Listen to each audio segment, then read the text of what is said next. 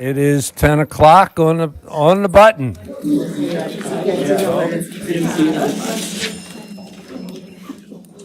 Good morning, and thank you all for joining us today. Just as a reminder, anyone who is not on the email list and you want to be, there's a sign-in sheet. If you're already getting emails from Soloco, you don't have to worry about that. Okay, so we have three subcommittee reports that we're going to deliver today. And as you know, we asked these subcommittees to get started, and there are some unfinished agenda items in terms of our participation. So we'll go through each one of them and take it from there. And we'll start. The first one I have on the list is the Child Care Subcommittee. Orlando Lewis, who's the chair, is not with us today, but we have John Score and Jody Levitt. Welcome.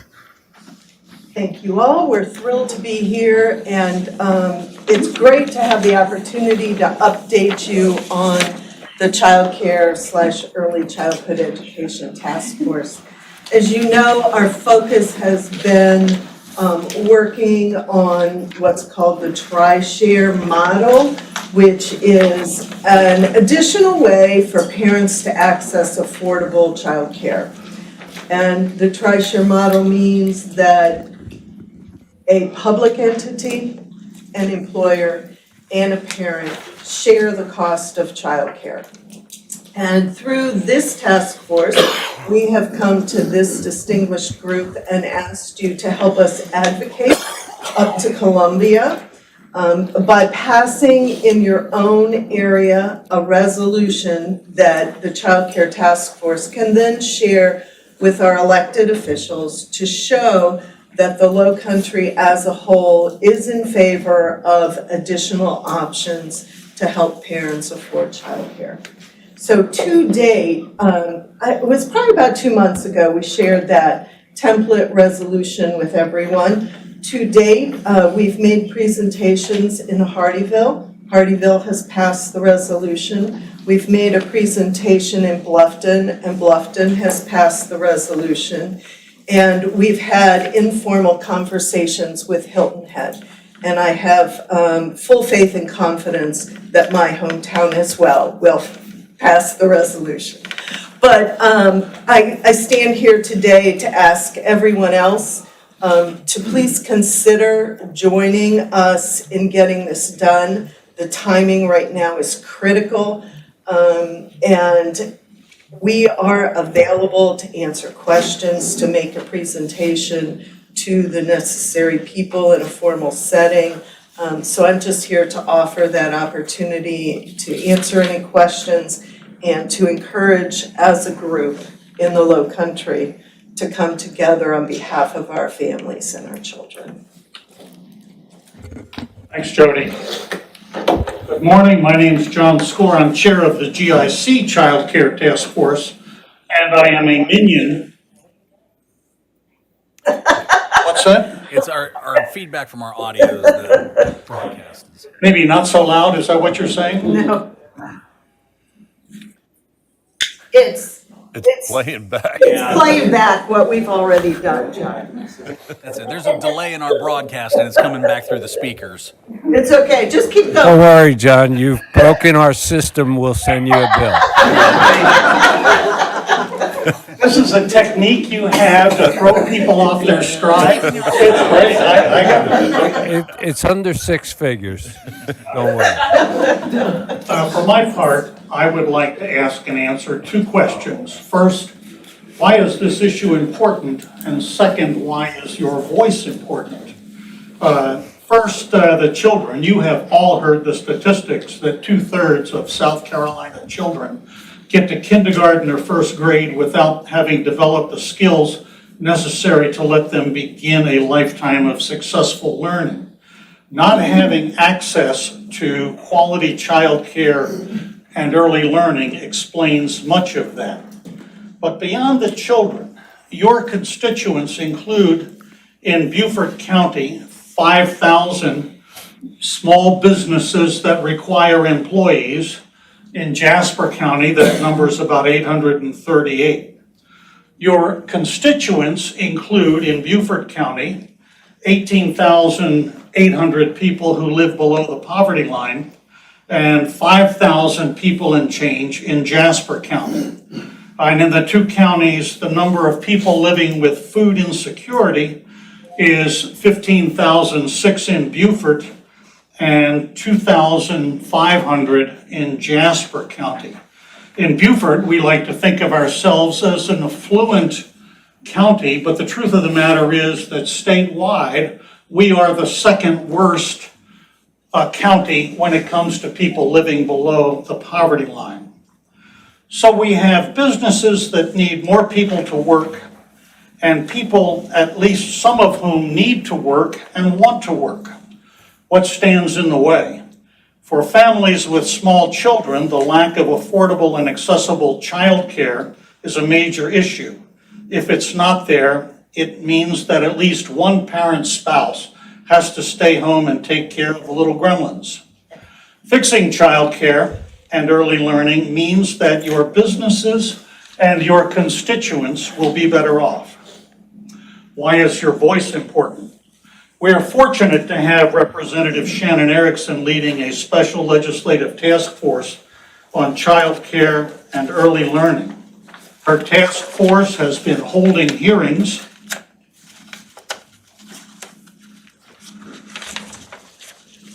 I can't handle low tech either. Over the last year and a half. Not much has happened to date, but that was to be expected. The legislature in Columbia did not intend to take up child care and early learning in the last session, but there is an intent to do so in the session that begins next January. We have put forward a proposal for the Tri-Share initiative that will enable facilities to grow and more children to get in the seats. It will enable the state's money to be used more effectively and more efficiently. It is one facet of the possible solution set. It's not the only one. There are others. Is a positive outcome ordained to happen in the next legislative session? I am not so sure. For every representative like Shannon Erickson, whose heart is in the right place, there's a legislator who only wants to reduce taxes and to hell with the necessary functions of government. So I don't know how it will come out. But we have in Beaufort and Jasper County very powerful legislative body, and that is the two county legislative delegations. They are representatives who, by virtue of seniority and service, have achieved chairmanship of important committees. We want them in the fight and on the side of child care and early learning. My own tiny child care task force doesn't have the weight to ensure our legislative delegations are on board. But you do. Soloco has the best mission statement I have ever read. It says in pertinent part, to be a regional think tank that will identify the problems and opportunities that face the entire southern Lowcountry and propose action plans to the appropriate legislative bodies. Pursuant to your mission statement, you have identified the problem and the opportunity for solution. Now is the time to propose the action plan to the Beaufort and Jasper County legislative delegations. Now is the time to act on behalf of your constituents. For those of you who have not yet done so, we ask, please go home and pass this resolution. Thank you. Thank you, Jody, John. First, anyone from the board who has any comment or question? I'll make a quick comment that from Hilton Head standpoint, it is going through the process right now of being prepared to be presented to council. Thank you, Mayor. I'm not going to take a roll call. I don't think this is the appropriate place to ask everyone. But what I will do is send an email to each of the jurisdictions who are still, and if you would, just give me an update on where you are. If you've decided not to go forward, at least let us know. Our subcommittees, and we'll hear from two more, they've done a lot of work, and we owe them an answer, whether it's positive or negative. That's fine. Each jurisdiction has to decide that on their own, but we do owe them an answer. So, and once we have all the answers, we want to take this to the next step, so that it gets there, gets to the committees prior to the budget season, and that rolls around faster than we think. So I will send an email out. I have proposed to our council that we do a small test. I still haven't gotten that all together, but I would love to have a small test to see, if we could get some idea what kind of cost that the state can expect to have. So hopefully I'll follow up on that and get that done this year. Any other questions? Any questions? Yes, sir. I just wanted to make a quick note that we did have the committee come and present to Bluffton, and Orlando came, and I think Tom Hines came, and Jody was there. They did a great job at answering the questions that our council had and explaining the importance of the program. So I would say if you want to have them there, it would be beneficial, and I think they're willing to come to speak to any council should you want to have them be there. Thank you, Mayor. Great, thank you, Stephen. And we do have, they do have an excellent slide deck to show. And I don't know, was that sent out to everybody? Do you know? No, sir, it's just within the task force right now. If you'd like it, we're happy to share it. Okay, would the board like it shared in advance, or just wait until you're ready to present to your councils? We've already adopted it in Beaufort, so I sent a copy Oh, of the good. resolution. Oh, you did? Okay. We didn't know that. Mayor, we have not had a presentation. Our Community Services Committee meets September 2nd. And David Bartholomew is chairman of that. If one of your task force could contact him about presenting, I think that would be the appropriate committee for them. Why don't we just send it out anyway? Cindy and Curry, if we could get that, and we'll get that to the entire board. Because I did see it, and I think it's very good, but I didn't send it out. My fault. September 2nd. September 2nd, Thank you. day after Labor Day. You said Bluffton's, no. Yeah, we If there are no other questions from the board, are there any questions from the public? Okay. Jody, John, once again, thank you. Next up, we have the GIC 20-year plan subcommittee, which Soloco has adopted. So our stepchildren are here. Mr. Lennox, take it away. I've been called worse. So have we all. A little over 60 days ago, this board approved the GIC task force on the 20-year regional plan structure. Since then, we've met 6 times. We've confirmed our mission, defined our geographic scope, and begun research on regional themes and elements. Additionally, we added 1 new member to the task force, someone who have the resident skills and abilities, experience, and education to make us as a task force better.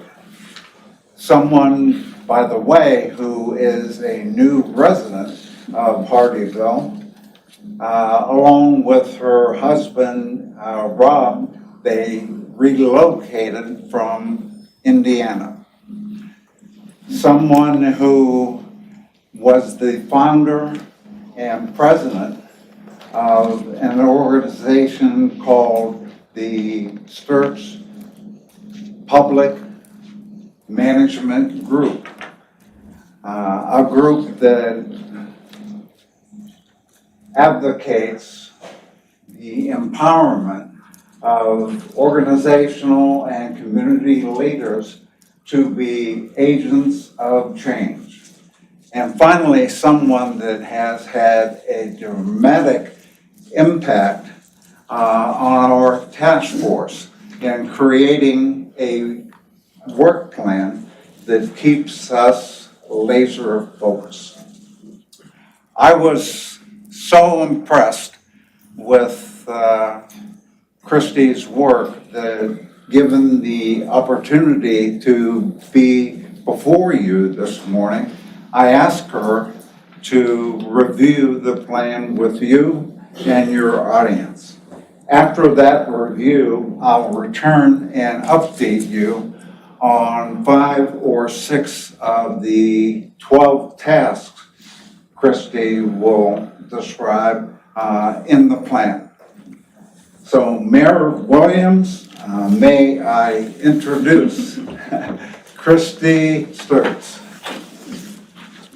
Everything but a drum roll. I gotta live up to that now, so. Good morning. Again, thank you for that wonderful introduction. And just briefly, mentioned we just relocated here in 2023 from the Fort Wayne, Indiana area. My background, I'm a certified planner and have expertise in long-range planning, working with regions, doing sustainable investment plans, and also collective action, actually getting to the implementation of those plans. And so, as we were starting to meet and getting to know the group of people on the task force, it's been really rewarding, but we've had a number of discussions and thought it might be time to kind of hone in and bring that all together so we're all on the same page about what the purpose is and how we're going about this work. The first point I'd like to make is that we are not doing the plan. Even though I'm a planner, I like to push that a little bit, but sometimes in grant writing in particular, you gotta get, if you're gonna get to a 10, which is actually doing the work, you gotta get to a 2 to be able to align the resources and get people around what you're doing. And that's the point of what we're trying to do here. The phases that we have, the first is just defining that purpose and scope, as Tom had suggested. And so, the mission is to create a structured, inclusive, and adaptive framework that enables diverse stakeholders to collaborate effectively, align regional priorities, and address shared challenges. This is the mission that was put before us, and we've one of the things that we talked about is it a plan? Is it a framework? Is it an initiative? Is it a combination of all the above? And that's part of the work of the task force is to determine, what those recommendations would be to you. Confirming the geographic scope. So we've had different conversations about, do we limit it to Beaufort Jasper? Do we look at some of the outlying areas as well?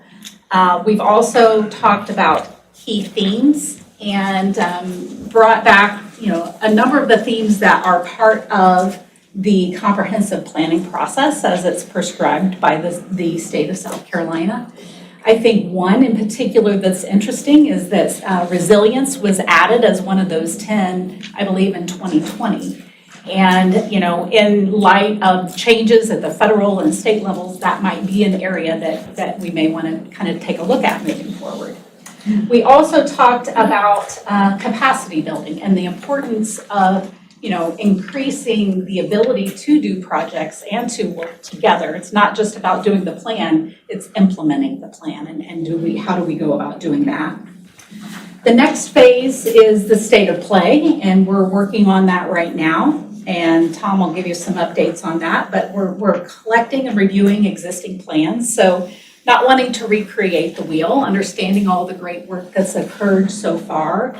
We're also going to gather some demographic and economic data, not get real deep into that, but just give a good snapshot for the region as a whole.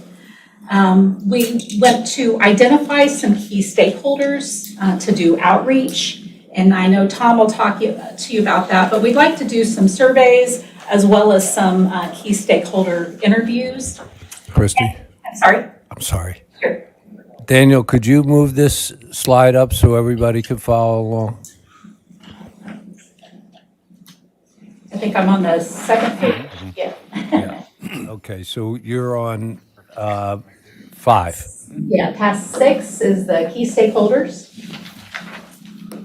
And then task 7, after we compile a lot of this I'm information. gonna Sure. bother you once again. Okay. I hope I don't throw you off. Cindy, Cindy, would you give this to anybody who wants? Everybody up here has it. I'm sorry. That's okay. Now, I promise I won't interrupt you again. Until the next time. That's okay. After we collect this information to understand where we're at, we want to do a SWOT analysis and really kind of think through where do we need to go moving forward. Then we will move into the next phase 3, which is preparing a path forward. And part of that is benchmarking what are other regions across the nation doing, how are they organizing, what are some of the best practices that we might be able to learn from moving forward. Also, research and compile potential funding sources to support the initiative. In my experience, I know there's been discussion about, each jurisdiction, it's good to have a stake in the work, but sometimes local foundations or private organizations, states, and federal money as well can all be, brought to the table in regards to moving your region forward. And then finally, that reporting and communication. I know that there will be, Tom's been doing monthly reports to your board. We'll also prepare some actionable recommendations at the conclusion of this. We expect this to take 4 to 6 months. And then we'll prepare a summary report as well as a presentation to your board. But that's pretty much what I had. Before Tom takes over, I don't know if you have any questions for me. Board, I do. please. I'll let Scott go first. Good morning, Christy. First of all, thank you for the presentation this morning. And I looked through the phases and I listened to your explanation on this, so I understand the what part of it, what you're doing. What I haven't understood yet, and I still don't understand, is why. Why is the Greater Island Council taking this on? Is that a Tom question? I have another question. Sure. This is the Lowcountry Council of Governments mission. Have you met with them? Stephanie, do you know Stephanie sitting over here in the back? Have you met with them? They're on our list of stakeholders. They do these things already, so I don't understand. They have the data. They know where you added Colleton and Hampton County, which is great. That's part of LOCOG. I agree with Scott. I think we're doing a repetitive action, and I admire that you're thinking about applying for grants. You may not know it, but Northern Beaufort County, LOCOG has been very successful in getting some grants for resiliency work, and along with the military at Parris Island. So, resiliency is one of the key things to our area, but I don't understand why the Greater Island Council is doing it when we have the LOCOG, which has the 4 counties. So, and they also have been working on transportation for the whole region too, which, these things are all great, but they have all the data on their website about the income, population, age, race, and they update it they get the updates regularly. So. The initiative was born out of the GIC Regional Committee. And GIC has recognized the value and initiatives that are regional in scope, not single jurisdiction. Which LOCOG does too. Yes. So I mean, I see parallel paths, but you said you haven't even talked to LOCOG yet. No, they are one of three stakeholders that we want to collaborate with. And we'll do that. But back to the basic question, why does the Greater Allen Council want to do this? Because the shift has been in the focus of GIC away from Hilton Head and Bluffton to the region as a whole. And in a presentation that was made in March or April to Soloco, it was suggested that the GIC task force affiliate and collaborate with Soloco.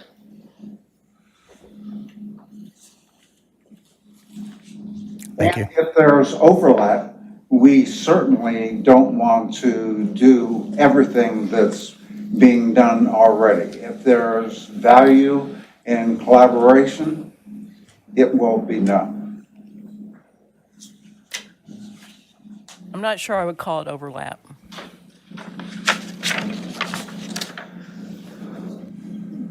Any other questions from the board? Any comments or questions from the public? And my background is planning too, so I understand this, but I also understand what the LOCOG's mission is. I'm on their board, Tab Tabernak's on their board. Several people are here, and I sometimes you have collaboration, but sometimes you have some agencies, and I know you're a volunteer group, and I admire that, but they apply for grants. They're very good at it. They've done a lot of good work. And this scope is their mission statement. So, okay. So we got it right. Or you duplicated it? Or you duplicated it, right? That's the word I was looking for. If I can just say, I'm new to this, so to understand it, I've been kind of digging into everything that's been done. And as we've been compiling a lot of the plans, a lot of, what LOCOG was doing, it's become clear that they're leading in terms of regional planning. Yeah.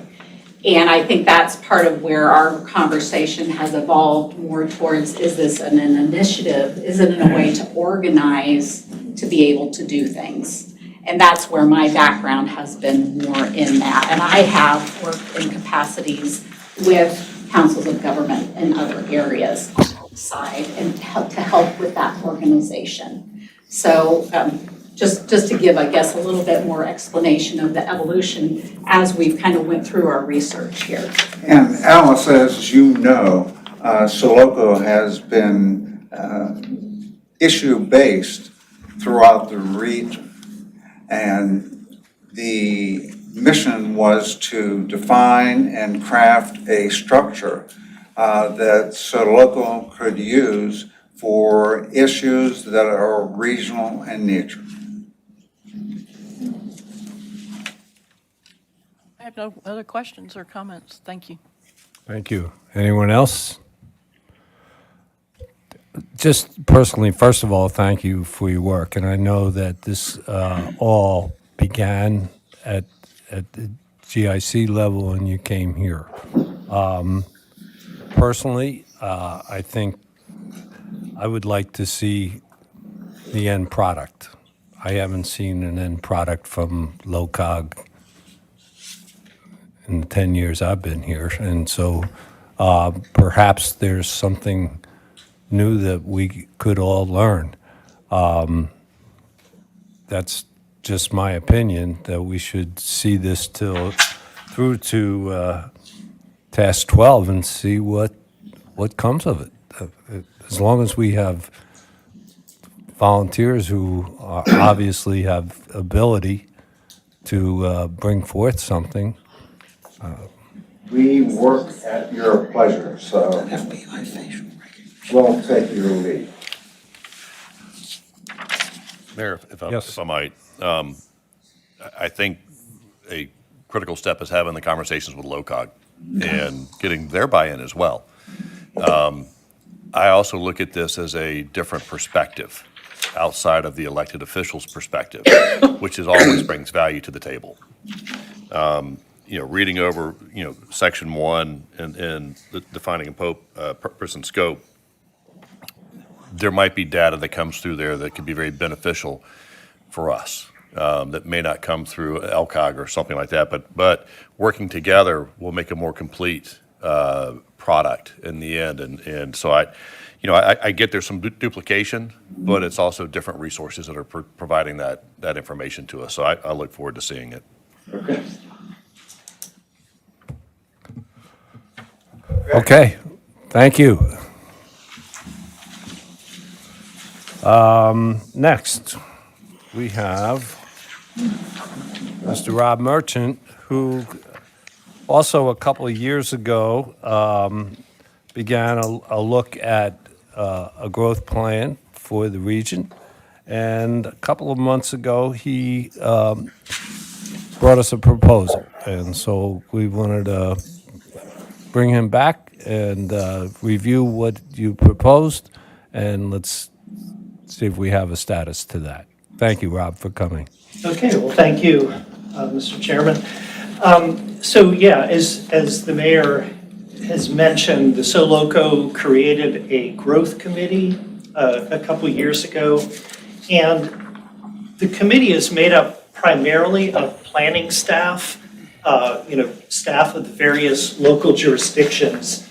And through the process of meeting and looking at maps, in all of this, as you're aware, what we recommend, rather than developing a regional growth framework at the staff level, we recommended getting the elected officials, the members of this board, at some form of workshop, whether it's a half day or a whole day, basically facilitated by an independent facilitator to really kind of ask some difficult questions about regional growth, regional land use planning, with the purpose of identifying those areas where having a shared vision would help the region. And so we prepared, we presented to this committee several months ago a proposal of what that would look like, to hire an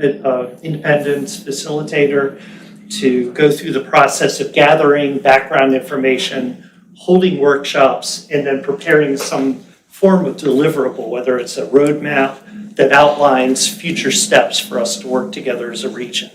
And so we presented this, got some feedback from the committee, and then back in May, we presented an overview of how we see this process moving forward, in addition to a recommendation for cost share and how much the cost of this would be. And so that was presented to the committee in May, and I think at that time, the committee recommended to take that back to various local jurisdictions and to report back to this committee. So that's kind of where we are at the staff level, and I guess where the committee is,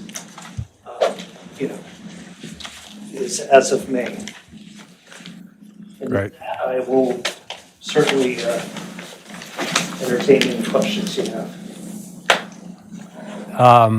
Like we said before with the other committees, Rob has put a lot of work into this, and he made a proposal several months ago, and to have a cost sharing. Rob, if you remind us, it was around $75,000. Yes, I mean, and obviously, that's something that once you procure, consultants, that figures can become much more, but we looked at the cost range and talked to several consultants, and that 75,000 seemed reasonable for the tasks that are associated with this project. So the idea was you'd have 75,000, and we created a formula. I mean, a staff recommendation was to go off of population of each jurisdiction. So that's what we presented to the board. Okay, does anyone from the board have any comments or questions for Rob? I've got some comments. So at our last Beaufort County Economic Development Committee meeting, it came out that Mr. O'Toole is looking to do some workshops with the municipalities, either together or individually. That is directly aligned with growth and what's going to happen within the community. So where's the collaboration with all these other groups? Because there's a lot of different conversations that are happening, and we may not know what one group is working on versus another group. So I'm just a little curious about that. From the stance of Hilton Head, we've had conversations about it. It has not come formally to council, and there has not been a desire to participate because of the economics of it and what value does it bring to us when we're confined by water.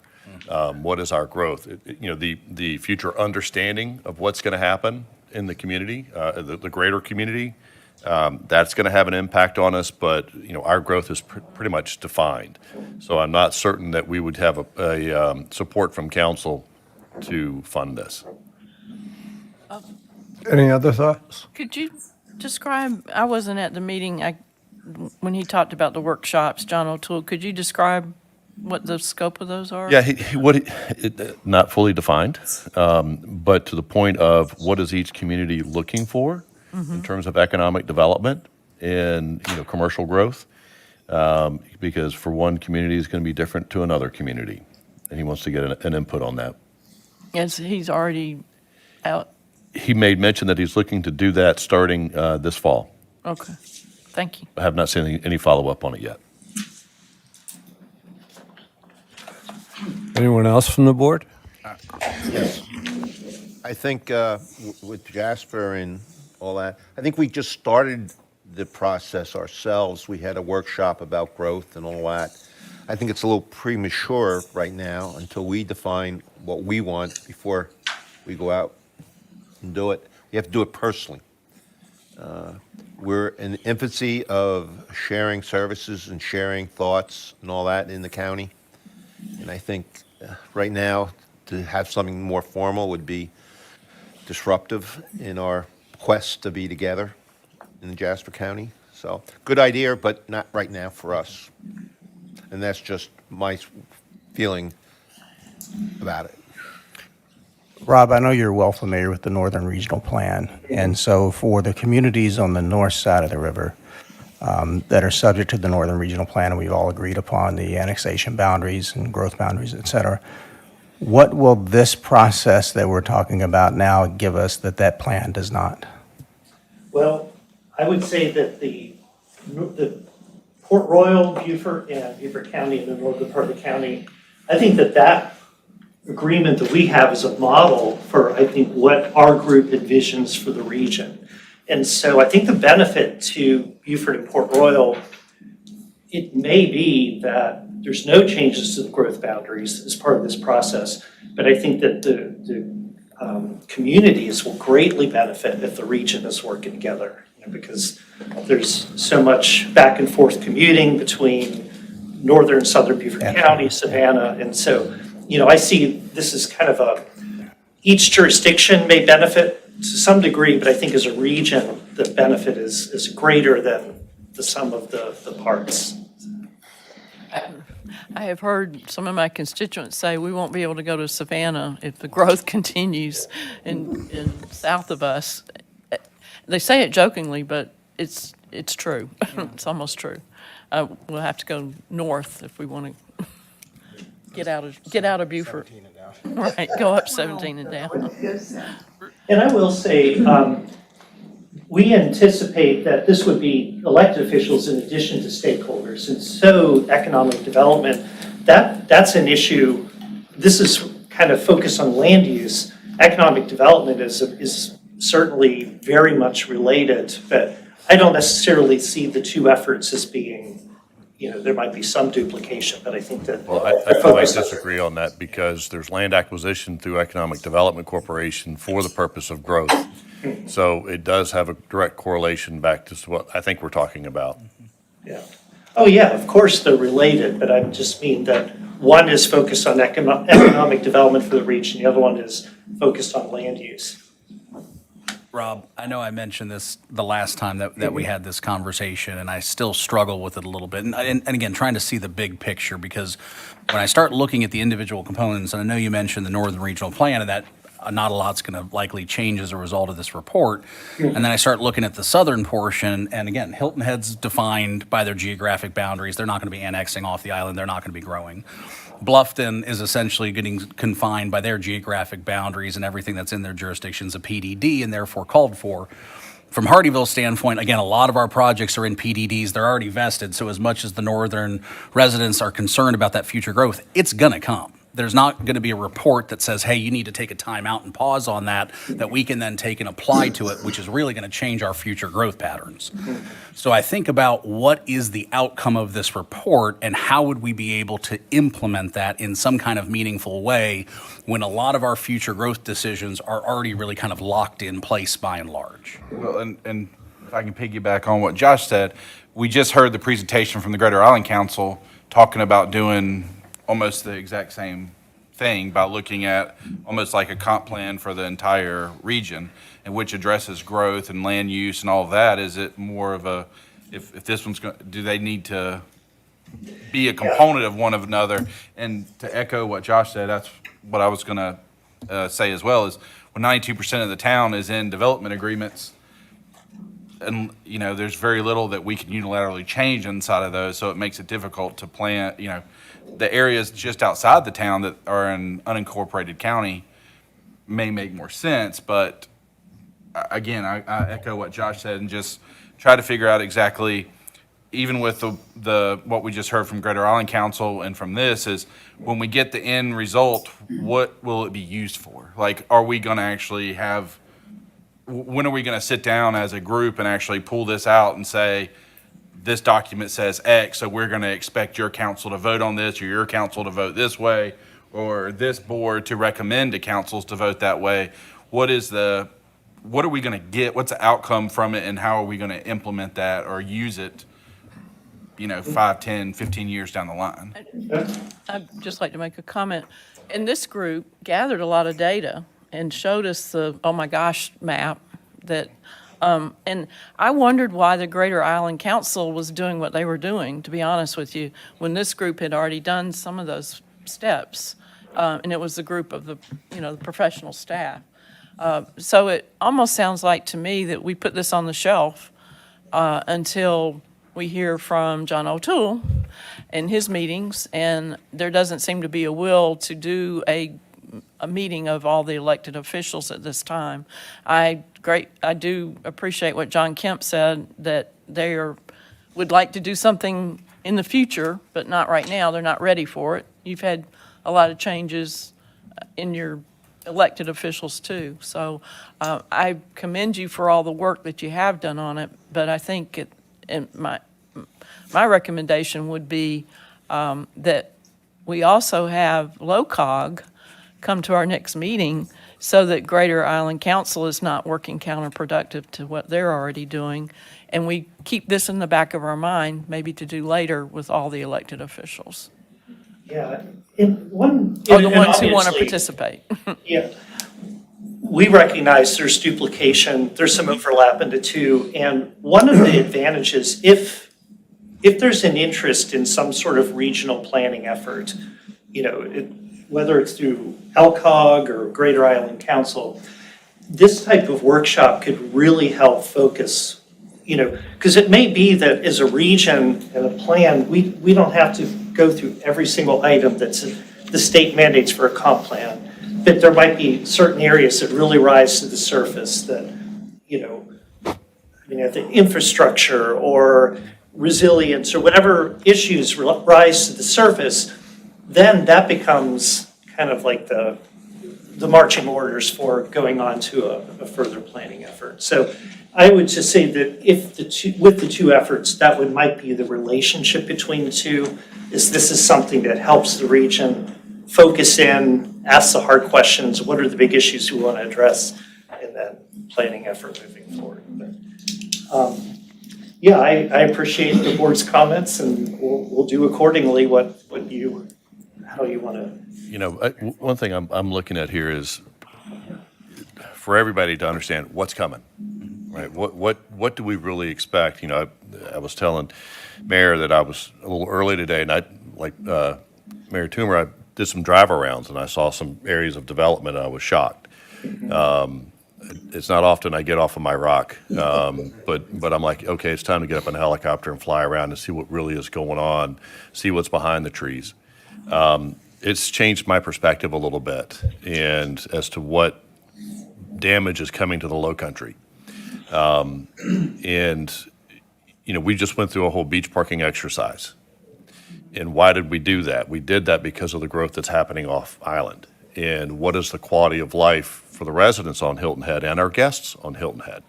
But then again, what is the quality of life for everybody else? So I'm kind of looking at this that, we're talking about getting everybody together. It's more of an informational exercise so that everybody is aware what really is happening. And so that we're not going to each municipality trying to find out who's doing what, who's got what permits in place, what's the future growth expectations, but here's the reality of what's happening to the Lowcountry. And how do y'all, all of us, deal with it and make certain that it doesn't take away the character as to what we are. So I think maybe a shift in direction of it a little bit to a informational piece so that elected officials and the community are really aware as to what's happening. I think that's been a little remiss. There's stories in the paper that are sometimes skewed by a comma, of 1,400 to 14,000, right? So what's the reality? And the reality comes from conversation. So I think a public workshop session would be beneficial for the community. So that's kind of where my thoughts are on this. Yeah, and I'll just say, I've been here long enough. Before we had the Northern Regional Plan, we had the Southern Regional Plan. And that was, Bluffton had, grown from 1 square mile. And part of that was just getting a handle on the amount of growth that has already been approved, what that's going to mean for the region in terms of infrastructure, cost of growth. And that process helped lead to, this is going back to the first decade of the 2000s, but it led to a successful 1-cent sales tax referendum. We changed the impact fees, and so it led to some steps that really helped, the region grow and kind of get, and so maybe the model at this point, I'm just saying, this might be more like that than the Northern, or maybe it's a hybrid of the two, but it sounds like that seems to be an interest of the group, so. Mayor? Yes. I just come up and just thought about something. Maybe, we have the two entities came here and there's a duplication. We always talk about duplication. Maybe we should look at what's not duplicated, what's outside it. Just one example is LATS. In LATS, it's confined to a certain area, but it leaves out most of Jasper County because it goes up to 462 and stops there. And the growth there, we have to look at that. And I don't know what else LCOG is void of. And that's not a condemnation, but there's some things there that may fall through the cracks that we should be looking at rather than trying to do a global thing.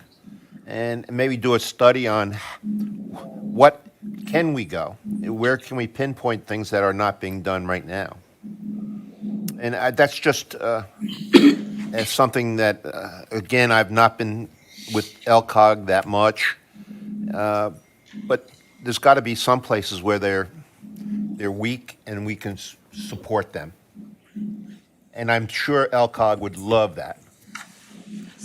If, just for example, I was at LCOG meeting and we talked about ATAX. They weren't really sure about ATAX. They didn't know that at the meeting.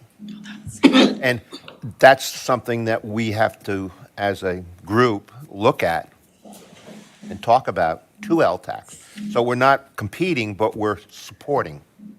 I think we should look at a supporting nature, not as a competition. Thank you. Thank you. Okay, well, ultimately, what we wanted to accomplish today, and thank you again, Rob, we initiated this subcommittee a couple years ago, and a lot of these things were discussed. But what we owe Mr. Merchant is an answer on whether or not we want this retreat, which was designed so those conversations could take place in a retreat format with a structure and a monitor. So I think what I would propose, I hear that we have little support to chip in for a retreat, but just to confirm that, and I will send an email to the board and ask for each individual jurisdiction to give an answer as to yes or no, whether or not we want to proceed.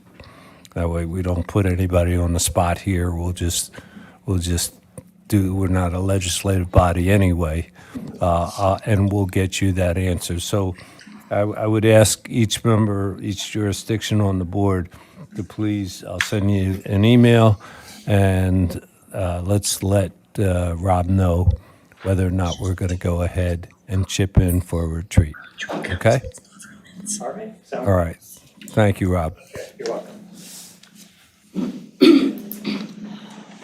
Okay. New business on the agenda.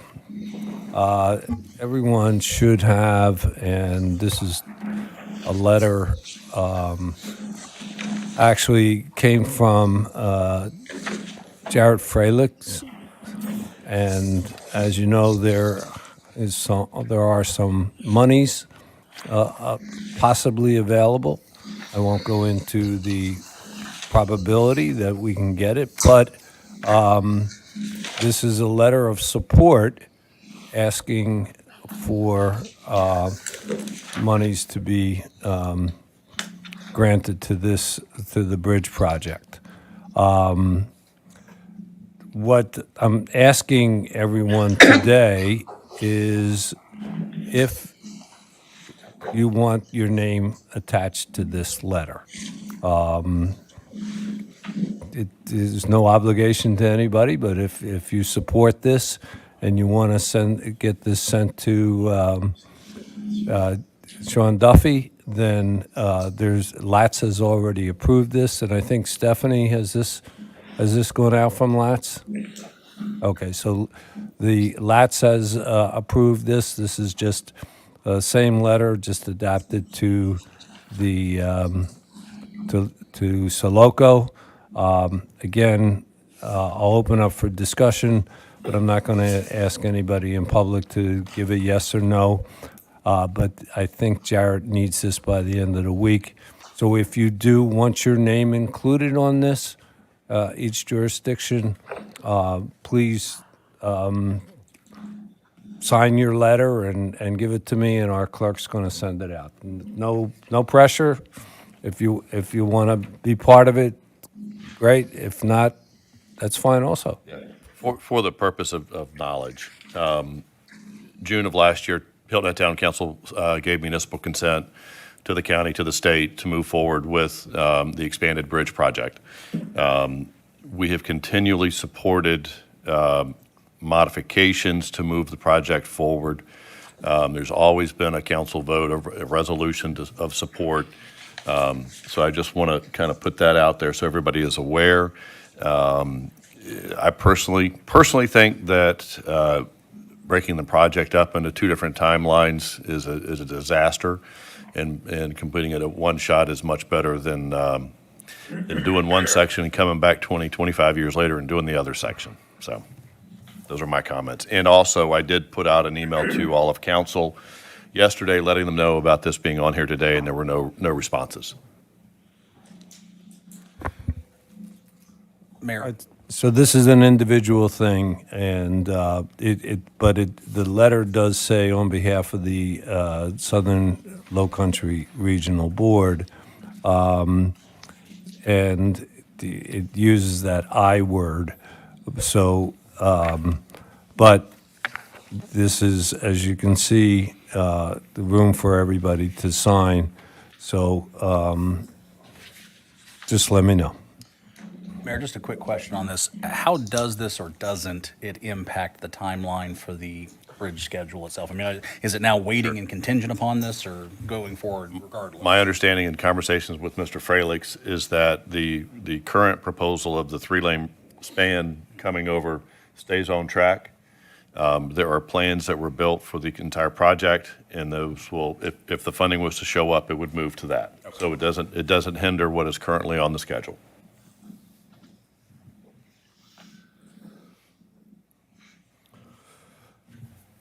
Any other thoughts by the board? And I'll also open it up to the public. Okay, sure. Sorry, to go back to the previous topic with Rob. I know you mentioned the original Southern Plan, Beaufort Plan. I forget where Rob go. There he is, back over there. That was done. Could we send that out and see what was on it so we can get an idea? Again, I'd like to see what the goal of what we're trying to accomplish is. Because my understanding, and I see Mayor Solka there because she's mentioned it before, is a lot of what we accomplish as a board was defined on that plan, and maybe it's just updating the plan. And the other thing is, I know we used to have, and I think it's been a year, maybe year and a half, the municipalities would take a turn in the counties and kind of just present what's going on in the area to help keep each other up to date. Yeah. And I know we did that at our joint meeting with Hardyville, and a lot of positive feedback on that. And I know even from the county, the presentations that we did, they went back and watched and have shared. So maybe it's just if that's our strategic plan that we use as a board, is maybe revisiting, updating it, and taking that to move forward, and then getting more of the updates like we used to do. And that's just kind of what was going through my head after we got done. So great. Just a thought. Thank you. Please. Mayor, I just wanted to say that whether everyone signs the letter or not, LAPS did approve it. You have representation through LAPS in most of the jurisdictions, so by default, a lot of that has already been approved. So I'm just throwing that out on the table. So if the letter doesn't get signed by everybody, basically through LAPS, you've already accepted it. And I just want to if our mayor's good with it, just to add their signature block onto the letter. Yeah, well, what I had asked our clerk to do is to put the Soloco letterhead and include everyone's name and title who wants to be a part of it. Okay. All right, so again, it's individual choice. Yes, please.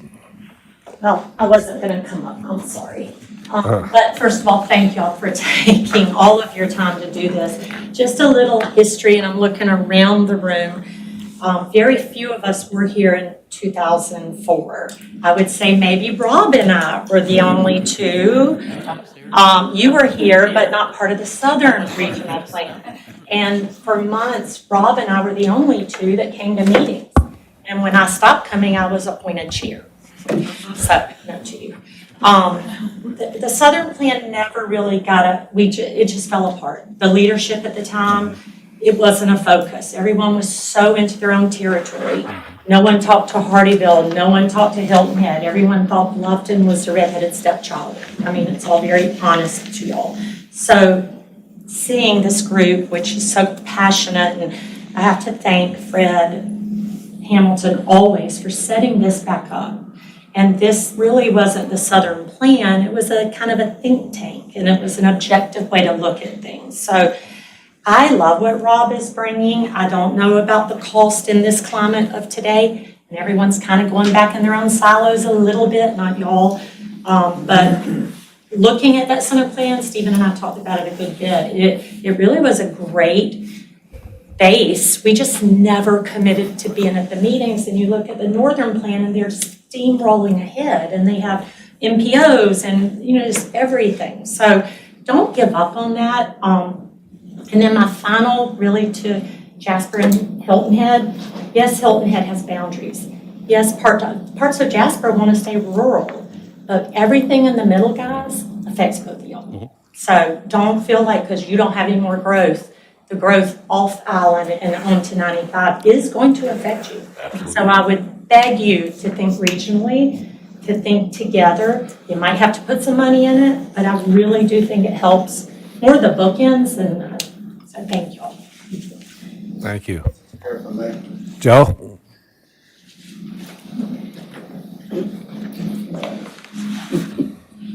Joe Frigale, Regional Citizen Committee. I went to a meeting much like Lisa talked about 15, 20 years ago. Hardyville was at the meeting, they kicked them out because they didn't comply to the plan. The one thing I remember from that meeting is every jurisdiction said when they did something, they would let the other jurisdiction know.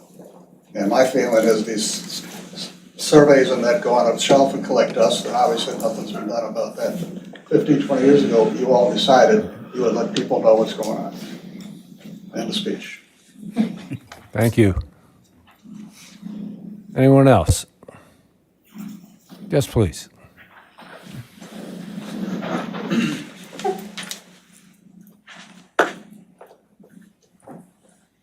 Good morning, Taylor Logan, Planning Manager for Beaufort Jasper Water and Sewer. I just want to give you guys a little update on our water and sewer master planning effort.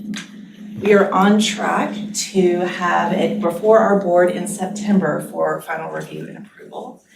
And as you might recall in my prior presentations to you guys about this plan, it is a very planning-centric and land use analysis-centric, data-driven plan.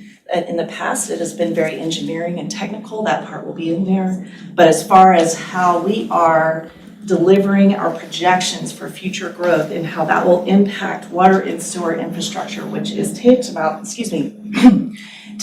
to everything we are doing in this area.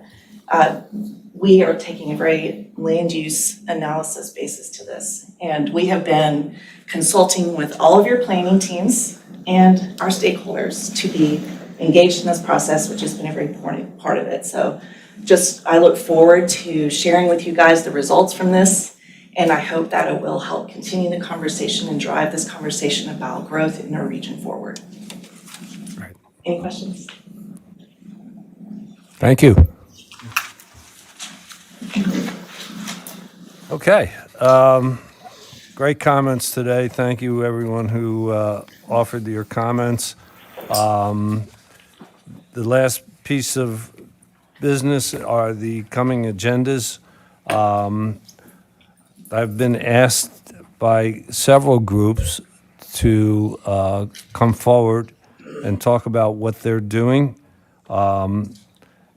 It's on your agenda listed as a proposal for August. The American Red Cross, the Alzheimer's Walk in Bluffton this coming October, and a report from the new YMCA being built in Hardyville. They would like to all share what's going on. So I would like to hear from the board. Would you like to hear from these folks? Or if not, do you have an alternative for August's agenda? Sounds good to me. Anyone else? Okay. Seeing no other offerings, it looks like what August is going to be. Also, and we don't have to make any decision, we'll talk about this more in August. We have a proposal, and I thought it was a good one, and that I bring it up to this board. and that's the creation of a regional directory of attainable housing projects. We all know, each jurisdiction is engaging in efforts to increase the inventory of affordable housing and attainable housing in this region. And this suggestion, and I'm going to give him credit, Dan Wood came up with the suggestion that perhaps if we created a directory of sorts that included all the different areas of these efforts of attainable housing, and it includes even Habitat for Humanity as part of that. There's a separate group. So just give that some thought. We'll discuss whether or not we want to bring this forward and how to bring it forward in a future agenda. Any comments or questions on that? Just one comment. I'm sure the Beaufort Jasper Housing Trust Fund would help with that information too. They have some of that. That's I'm just looking to Dan, and he's probably already thought of that. But Mayor? no. The idea is, for years, decade or more, a couple of decades, we've all talked about affordable, attainable housing.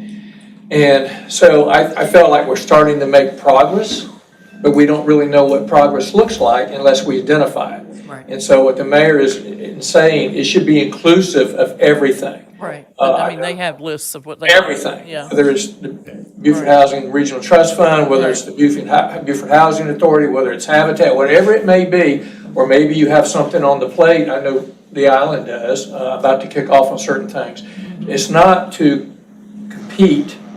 It's just to show that we think that we are making a difference now, and that can build momentum to go forward. And I think they have data on what's coming, or not coming, but what's been done. They have data Right. on that. Are you wanting to include, like, I know y'all have on yours coming up for the neighborhood assistance kind of program, we have one, and those, we consider those affordable housing, even though they aren't true affordable housing and building anything, but they're keeping people in affordable homes. So, one last thing, and I won't keep you any longer past your hour than we need to. You'll be fined accordingly. Okay. You I'll weren't be told fine. about the fines? Oh, okay. The September agenda, do we want to use that as a time to start having maybe first an update from the towns about growth and actions we're taking, and do like a 20-minute presentation at the beginning and then go into the topic? And It's, I could. we I'd be more certainly than glad have to volunteer find- Hardyville to go first. well, I think just to keep with the norm, whoever makes the suggestion leads the project. Right? That's the way it works. I would be more glad to, but I just know when it talks. Everybody heard it. He's be more than Yep. happy Yeah. to do it. So, no further discussion. I'm cutting it off. That's fine. So, Put me on Mayor, there. real quick, just so, we're actually creating a housing dashboard right now that we hope to present on the 29th of July, where we're just going to have all the available, workforce housing units. We went to the ULI and got national numbers, regional numbers, and then local numbers, and we're putting that together, so it'll be on our dashboard. And I think if every municipality would have that and also connected to each other's, it would be very beneficial for us to see what is going on housing-wise, for both high-end, mid-end, and low-end. And I think one of the purposes of this is so that we all learn from each other. I say this all the time. I want to copy everything Bluffton wants to do all the time because, hey, if it worked, why not? And if we have this directory, then we could see that if jurisdiction A is doing something good, maybe we want to copy it in jurisdiction B. And so it's that building awareness, which is one of the original missions of Soloco, to make sure we all get together and think. Okay. That's a good idea. I like the dashboard thing. So we'll take that up again next month, so to firm up what we want to do for September. Thank you all for joining us today, and we'll see you next month in Bluffton. Thank you all. Have a nice week.